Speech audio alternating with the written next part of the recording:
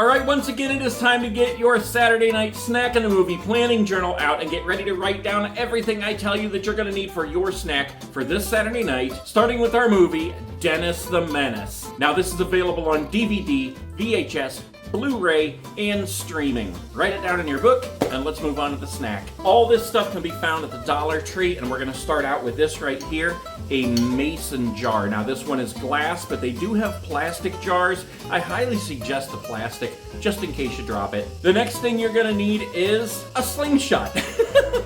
Why? Just because it's Dennis the Menace and it's fun. Now the next things you guys are gonna need, you can get in any variety you want. It kind of depends on what your store has. But basically what we're doing is we're gonna take this jar and we're gonna make it a bug collection jar. But it's gonna be edible bugs. So we wanna get things like rainbow worms, sour neon gummy worms. We'll throw some gumballs in there, because what kid doesn't have gumballs? And sour punch straws so that it'll look like snakes once we put them in our jar. Now maybe your store will have different things. You might even be able to find gummy spiders and gummy bugs. Anything that you want to fill your bug collection jar with. For the Dennis the Menace movie night this Saturday. I will see you guys then.